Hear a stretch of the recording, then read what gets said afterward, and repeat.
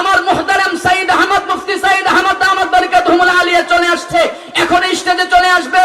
ও মুসলমান বন্ধুরা আমার, আমি আপনাদেরকে একটা কথাই বলতে চাই, যে রাসূল নিজের জীবনের রক্ত ঝরায় কালেমার জন্য, দ্বীনের জন্য, হেদায়েতের জন্য রক্ত ঝরায় গেছেন, ওই পয়গম্বরের প্রতি আমাদের মহব্বত আছে।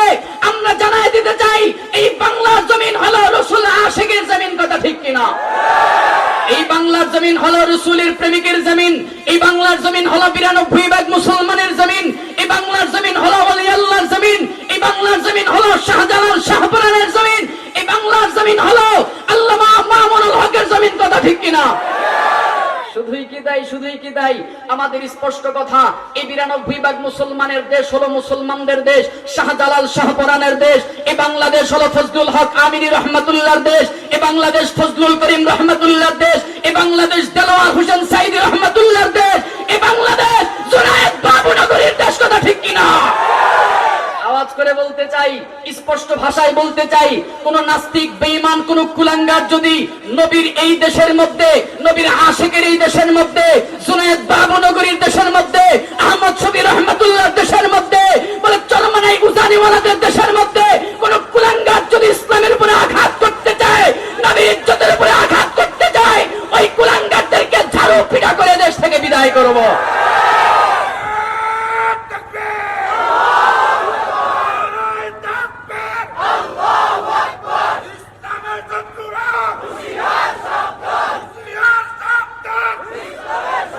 স্পষ্ট কথা, এই দেশ কারো বাবার নয়, এই দেশ কারো দাদার নয়।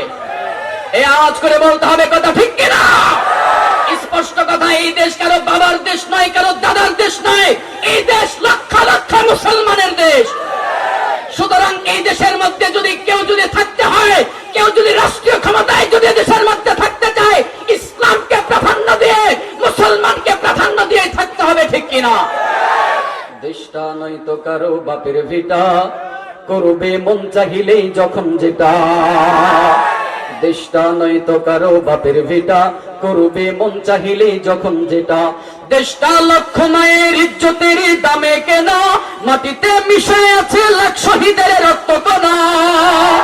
শহীদের রক্তের দামে কেনা মোদের সোনার ভিটা, শহীদের রক্তের দামে কেনা মোদের সোনার ভিটা। তবে কেন অভ্যাস হলো বিদেশিদের চরম চাটা। দেশটা নয়তো কারো বাপের ভিটা, করবে মন চাহিলেই যখন যেটা। যে দেশের মাটি থেকে গন্ধ আসে ওই কালেমার, সে দেশের আকাশ ছুঁয়ে রয়ে দাঁড়িয়ে কত মিনার। আজানের সুরে সুরে জীবন যাদের বেড়ে ওঠা, আজানের সুরে সুরে জীবন যাদের বেড়ে ওঠা, সে দেশের মাটি থেকে নাস্তিকতার ঘন ঘটা। রাজি আছেন তো ইনশাআল্লাহ? দেশটা নয়তো কারো বাপের ভিটা, করবে মন চাহিলেই যখন যেটা। নারায়ে তাকবীর! এই আওয়াজ কি শেষ হয়ে গেল নাকি? আরেকটা আওয়াজ দিতে হবে। এতক্ষণ পর্যন্ত যার অপেক্ষণ আমরা দেখতে পেয়েছি, আমাদের মুহতারাম, আমাদের আজকের আকর্ষণ, আমাদের যুবকদের হৃদয়ের স্পন্দন, আমাদের ভালোবাসার হৃদয়ের মনি, এদেশের হাজারো লাখো কোটি যুবকের ভালোবাসার হৃদয়ের স্পন্দন মুফতি সাইদ আহমদ আমাদের মাঝে এসে উপস্থিত হয়েছেন। নারায়ে তাকবীর! নারায়ে তাকবীর! কেউ আপনারা ঘুমাই গেছে নাকি খুশি হন নাই? কোনটা খুশি হন নাই? আরেকটা আওয়াজ করে বলতে হবে, খুশি না বেজার? আমি তো এতক্ষণ পর্যন্ত উস্তাদের আগমনের অপেক্ষায় ছিলাম। আলহামদুলিল্লাহ উস্তাদ চলে আসছে। এরপরে উস্তাদ চলে আসলে, স্টেজে চলে আসলে আমি আর কোনো কথা সামনের দিকে অগ্রসর হব না।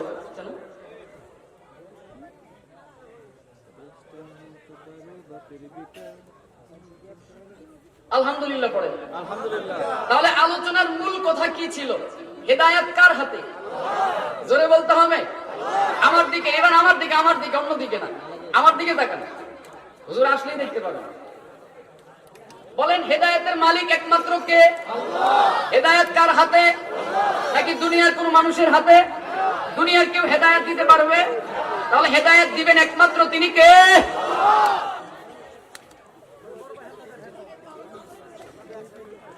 মাদানী সাহেব আছে, মাদানী সাহেব, আব্দুর রহিম মাদানী হুজুর আসছে। ও আলহামদুলিল্লাহ। আমাদের আজকের যিনি প্রধান মেহমান, আমাদের আজকের যিনি প্রধান অতিথি, মাওলানা আব্দুর রহিম আল মাদানী সাহেব আমাদের মাঝে উপস্থিত হয়েছেন। পড়েন আলহামদুলিল্লাহ। আর একটু মহাব্বতে পড়েন না আলহামদুলিল্লাহ। আলহামদুলিল্লাহ আমাদের সব মেহমানগণ চলে আসছেন। আব্দুর রহিম আল মাদানী সাহেব চলে আসছেন, মুফতি ওলিউল্লাহ কাসিমি সাহেব চলে আসছেন, মুফতি সাইদ আহমদ চলে আসছেন। আপনাদের আর কোনো টেনশন আছে? এ জোরে বলতে হবে, আর কোনো পেরেশানি আছে না? আপনাদের আওয়াজে মনে হয় পেরেশানি আছে।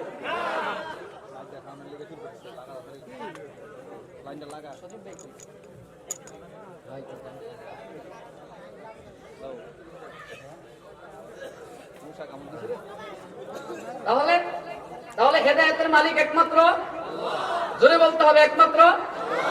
এবার আসেন, কেউ যদি হেদায়েত বিহীন হয়ে ঈমান হারা হয়ে যদি কেউ যদি কবরে যায়, তার উপায় কি, তার অস্তিত্ব কি? ওই যে রাসূলের চাচা আবু তালিব যখন দুনিয়া থেকে ইন্তেকাল হয়ে গেল, রাসূলের চাচার ব্যাপারে আব্দুল্লাহ ইবনে আব্বাস রাদিয়াল্লাহু তাআলা আনহু রাসূলকে জিজ্ঞাসা করেন, ইয়া পয়গম্বর, ওগো আল্লাহর রাসূল, আপনার চাচা যে দ্বীনের জন্য, ইসলামের জন্য এত কষ্ট করেছেন, দ্বীনের জন্য, ইসলামের জন্য এত কষ্ট করে গেছেন, আপনার জন্য, আপনাকে হেফাজত করার জন্য,